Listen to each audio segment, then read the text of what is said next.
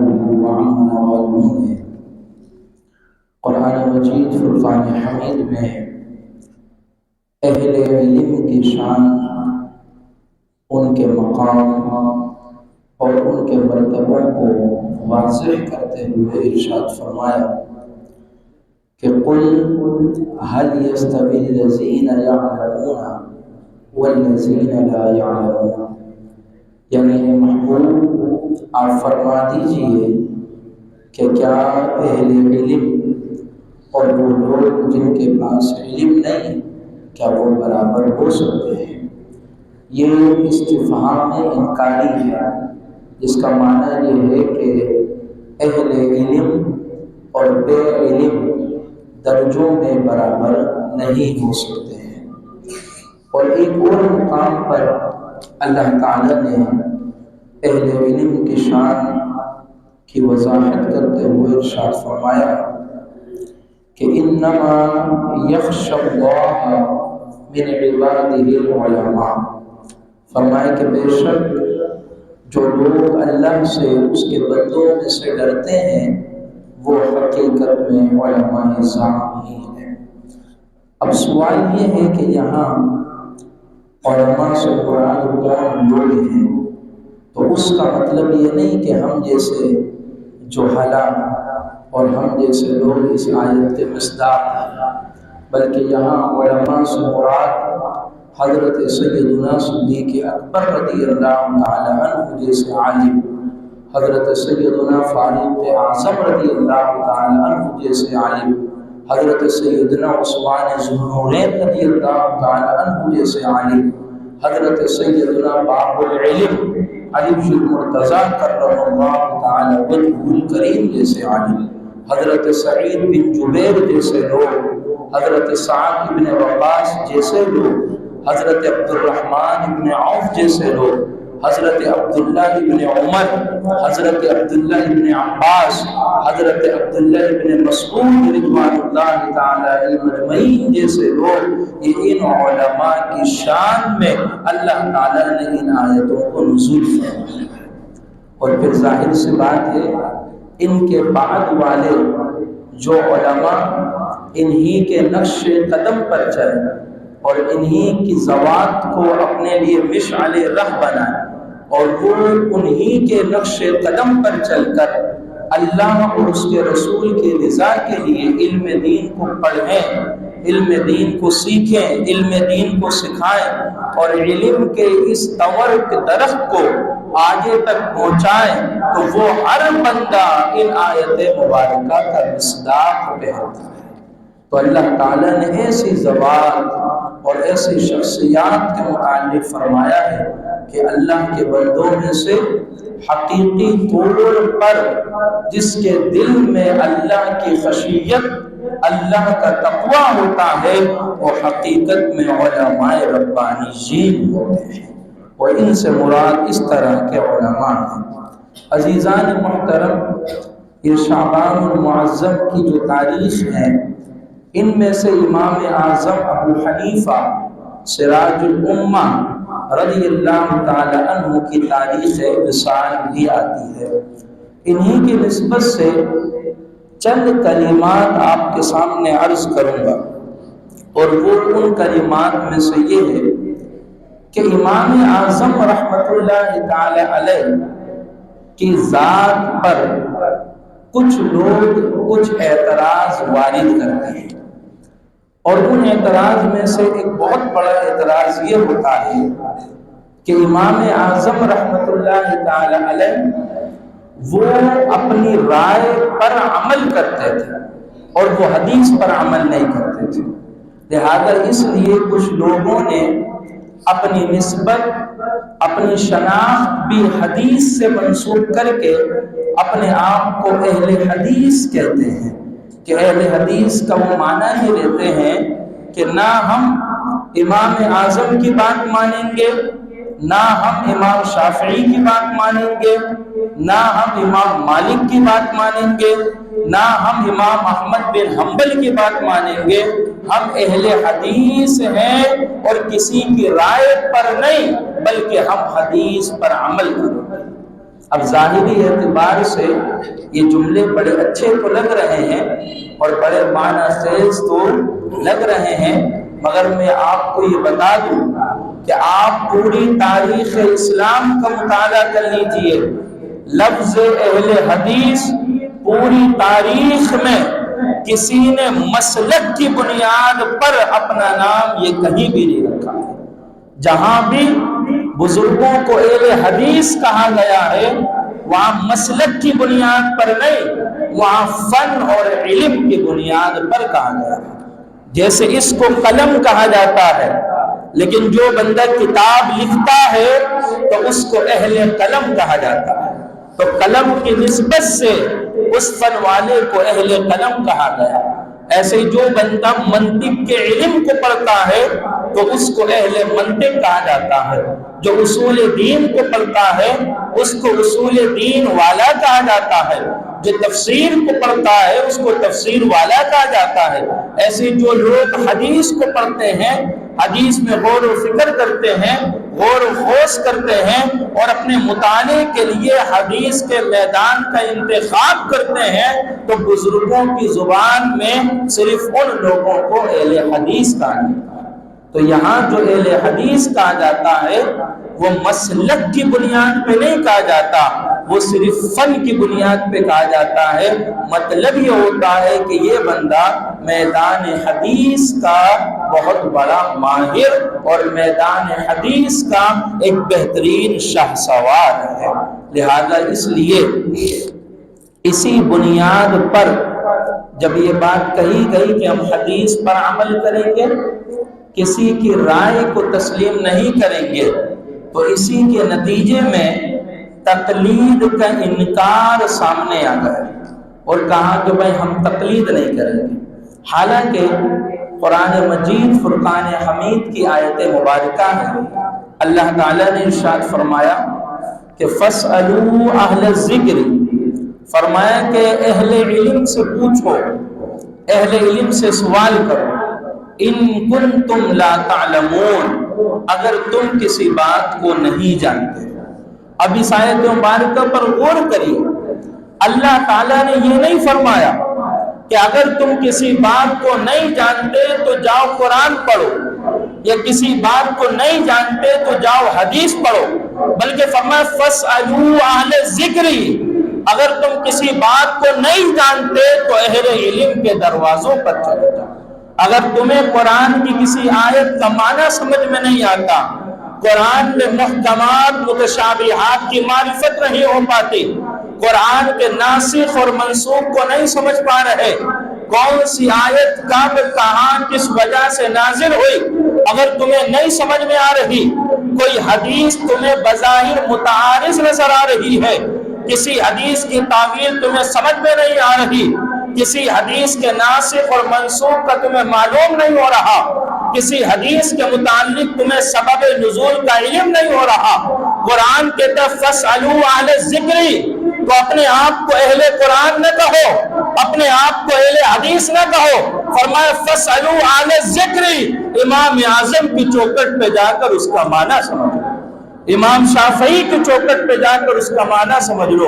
امام مالک کی چوکٹ پہ جا کر اس کا معنی سمجھ لو، اور امام احمد بن حنبل کا دروازہ کھٹکھٹا کر ان سے پوچھو کہ اللہ کے اس فرمان کا مطلب کیا ہے، حضور کے اس فرمان کا مطلب کیا ہے۔ قرآن اس جانب ہماری رہنمائی کرتا ہے، فرماتا ہے فَاسْأَلُوا أَهْلَ الذِّكْرِ إِن كُنتُمْ لَا تَعْلَمُونَ۔ اب اس کے علاوہ دیکھیے جو ائمہ اربعہ ہیں، بالخصوص امام اعظم رحمت اللہ تعالی علیہ، ان کی جو رائے ہے اسی رائے کو ہم اجتہاد کہتے ہیں، اور اجتہاد اللہ تعالیٰ کی بارگاہ میں اور رسول اللہ صلی اللہ علیہ وسلم کی بارگاہ میں اتنا مقبول ترین عمل ہے کہ اللہ تعالیٰ نے اپنے محبوب کریم علیہ الصلاۃ والتسلیم کو بھی اجتہاد کرنے کا حکم ارشاد فرمایا۔ حالانکہ آپ تصور کریں کہ جب کوئی مسئلہ درپیش ہو تو حضور علیہ الصلاۃ والتسلیم کو اپنی رائے بظاہر قائم کرنے کی ضرورت نہیں ہے۔ وجہ یہ ہے کہ سلسلہ وحی چالو ہے، اور کسی معاملے میں کوئی پریشانی ہو تو اللہ تعالیٰ وحی نازل کر دے اور اس مسئلے کا حل نکل آئے۔ لیکن اس کے باوجود اللہ تعالیٰ نے اپنے محبوب کو حکم دیا، فرمایا وَشَاوِرْهُمْ فِي الْأَمْرِ، فرمائے محبوب سلسلہ وحی تو چل رہا ہے، اگر کوئی مسئلہ درپیش ہو ہم وحی کے ذریعے بتا دیں کہ کیا غلط ہے کیا درست ہے، ہم وحی کے ذریعے بتا دیں کہ کون سا راستہ وہ نجات کی طرف جائے گا اور کون سا راستہ مشکلات کی طرف جائے گا، مگر محبوب آپ کے بعد پھر امت کیا کرے گی؟ اس لیے ہم آپ کی موجودگی میں سلسلہ وحی کے باوجود آپ کو حکم دیتے ہیں کہ وَشَاوِرْهُمْ فِي الْأَمْرِ، کہ صحابہ کی مجلس کو قائم کرو، جب کوئی مسئلہ درپیش ہو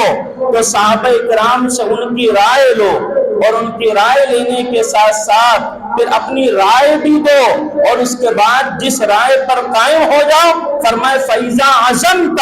فَتَوَكَّلْ عَلَى اللَّهِ، پھر جس رائے پر کاربند ہو جاؤ تو فرمائے پھر اللہ پر بھروسہ کرو،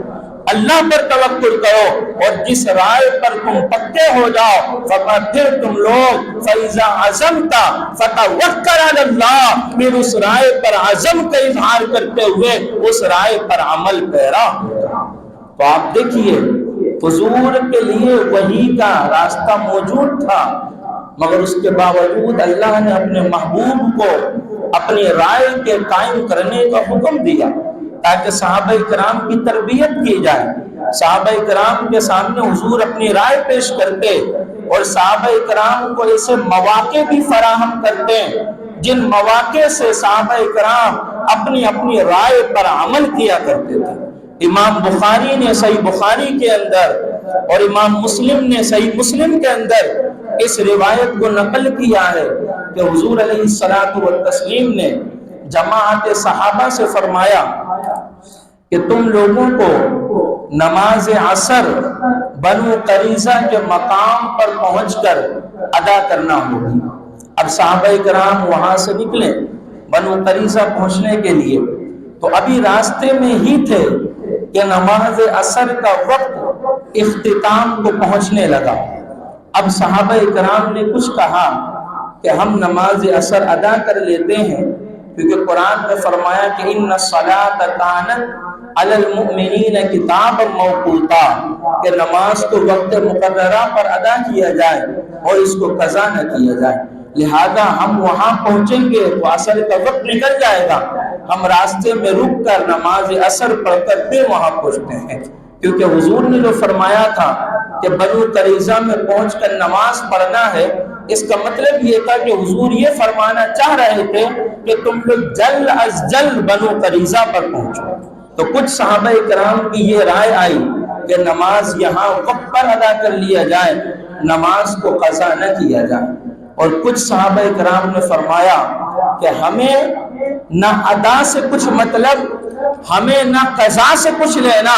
ہم تو صرف فرمان رسول کو جانتے ہیں۔ حضور نے کہا بنو قریظہ میں نماز پڑھنا ہے تو ادا ہو یا قضا ہو، نماز بنو قریظہ میں ہی ادا کیا جائے گا۔ تو کچھ صحابہ نے بنو قریظہ سے پہلے نماز ادا کری، کچھ صحابہ نے بنو قریظہ میں پہنچ کر قضا نماز ادا کی۔ حضور کی بارگاہ میں دونوں کا معاملہ گیا کہ دونوں نے اس طرح کا عمل کیا، تو حضور علیہ الصلوۃ والتسلیم نے فرمایا ان کا عمل یہ بھی قابل قبول ہے اور ان کا عمل وہ بھی قابل قبول ہے۔ یعنی آپ دیکھیں حضور علیہ الصلوۃ والتسلیم نے صحابہ اکرام کو ایسا موقع دیا کہ تم اپنی رائے قائم کرو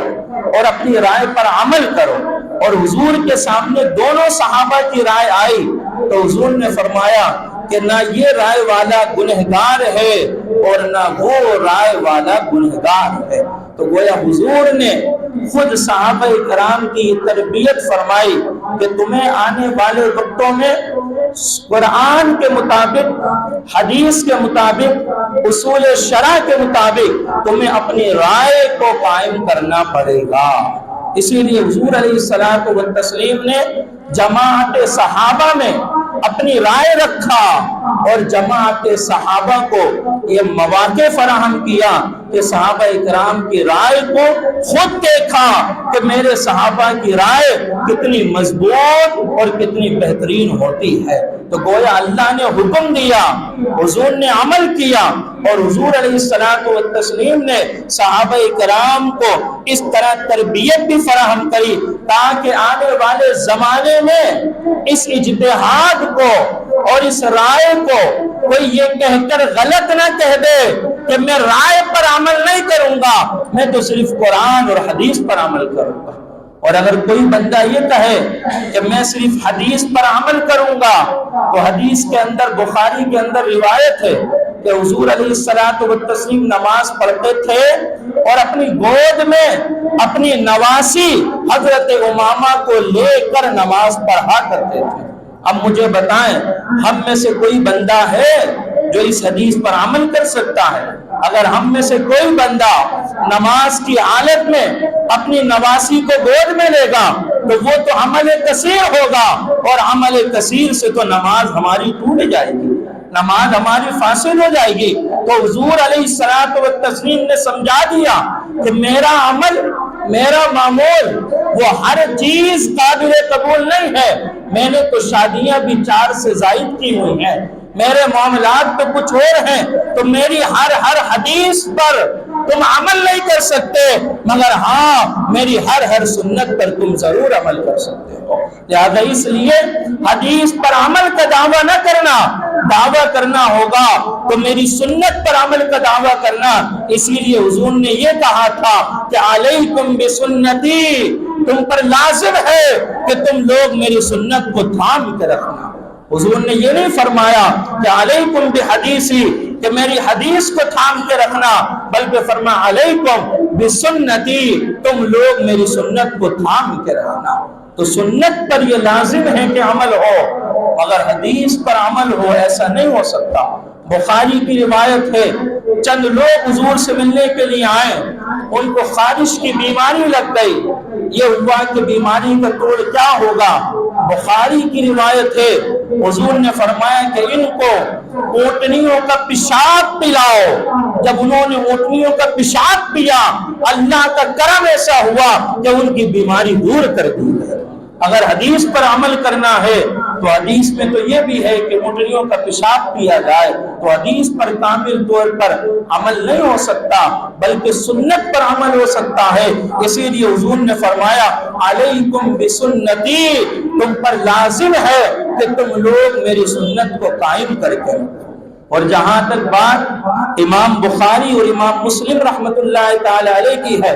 تو جو لوگ حدیث پڑھتے ہیں، مطالعہ کرتے ہیں، وہ ان باتوں کو جانتے ہیں۔ امام بخاری کے ہاں شرط ہے اسی کی حدیث قبول کی جائے گی جو ہم زمانہ ہوگا اور آپس میں 2 لوگوں کی ملاقات بھی ہوئی ہوگی تو حدیث قبول کی جائے گی۔ اور امام مسلم کے ہاں یہ ہے کہ ہم زمانہ ہو، ملاقات ہو نہ ہو، ہم دوست کی روایت قبول کر لیں گے۔ اب آپ دیکھیے امام بخاری کی اپنی رائے کیا ہے کہ ہم عصر بھی ہو اور لقاء بھی ہو، ملاقات بھی ہو، اور امام مسلم کی اپنی رائے یہ ہے کہ ہم عصر تو ہو مگر ملاقات ہونا ضروری نہیں۔ اب یہ دونوں امام بخاری کی رائے ہے اور امام مسلم کی رائے ہے، مگر یہ رائے کس حدیث کی بنیاد پر ہے؟ تو اس کے پیچھے کوئی حدیث نہیں ہے۔ یہ امام بخاری کی اپنی رائے ہے اور وہ امام مسلم کی اپنی رائے ہے، تو پوری بخاری امام مسلم کی رائے پر ہے اور پوری مسلم امام مسلم کی رائے پر ہے۔ امام بخاری نے اپنی رائے سے اپنے شرائط کا تعین کیا اور اس پر روایات کو جمع کیا، اور امام مسلم نے اپنی رائے پر اپنی روایات کو جمع کیا اور ان شرائط پر حدیث کو جمع کیا، اور اس کے نتیجے پر انہوں نے اپنی کتاب کو لکھا۔ مگر یہ بات طے شدہ ہے کہ امام بخاری وہ بہترین امام ہیں اور امیر المومنین فی الحدیث ہے۔ امام بخاری کا ہم لوگوں پر بہت بڑا احسان ہے۔ امام مسلم کے سامنے بھی ہم نے عقیدتوں میں گردنوں کو جھکایا ہے۔ امام بخاری اور امام مسلم کے گرد راہ کے اٹھنے والے کے بھی ہم برابر نہیں ہیں، مگر طے شدہ بات ہے امام بخاری مجتہد حدیث کے باب میں، امام مسلم مجتہد حدیث کے باب میں، مگر امام اعظم ابو حنیفہ وہ ہے کہ جن کے استاد میں ایک نام حضرت حماد کا آتا ہے اور ان کے استاد میں نام حضرت ابراہیم نخعی کا آتا ہے اور ان کے استاد میں نام حضرت علقمہ کا آتا ہے اور علقمہ کے استاد عبداللہ ابن مسعود ہے اور عبداللہ ابن مسعود کے استاد رسول کائنات صلی اللہ علیہ وسلم ہے کہ عبداللہ ابن مسعود کو جو کچھ ملا وہ مشکات نبوت سے ملا ہے اور عبداللہ ابن مسعود نے وہ رسول اللہ کا فیضان حضرت علقمہ کو دیا ہے اور وہی رسول اللہ کا فیضان ابراہیم نخعی کے پاس آیا اور وہی رسول اللہ کا فیضان حضرت حماد کے پاس آیا اور وہی رسول اللہ کا فیضان امام الائمہ سراج الامہ امام اعظم ابو حنیفہ کے پاس آیا ہے۔ امام اعظم یہ تمام علوم کے ماہر ہیں، امام بخاری حدیث کے علم کے ماہر ہیں، امام مسلم حدیث کے علم کے ماہر ہیں، امام بخاری مجتہد فی الحدیث ہیں، امام مسلم مجتہد فی الحدیث ہے، مگر امام اعظم مجتہد فی الحدیث بھی ہے، مجتہد فی التفسیر بھی ہے، مجتہد فی الکلام بھی ہے۔ جو فن صدر نبوت سے نکلا ہے امام اعظم ہر اس فن کے امام اور مجتہد ہے، ہر اس فن کے امام مجتہد ہے۔ تو کتنی تعجب خیز بات ہے کہ کوئی بندہ کہے کہ میں امام بخاری کی رائے کو مانوں گا اور امام مسلم کی رائے کو مانوں گا مگر میں امام اعظم کی رائے کو نہیں مانوں گا۔ یہ بڑی مضحکہ خیز بات ہے اور بڑی تعجب خیز بات ہے۔ عزیزان محترم، اچھے اچھے جملوں کے دامن میں آ کر امام اعظم پر طعن و تشنیع کی جاتی ہے اور پھر ان کے وقار، ان کی عزت اور ان کے معاملات کو مجروح کیا جاتا ہے۔ ہمیں علم کے میدان میں اتر کر سمجھنا ہوگا حقائق کیا ہیں اور ان حقائق کی بنیاد پر اپنی درستگی کرنا ہوگی۔ وما علیہ الا البلاغ۔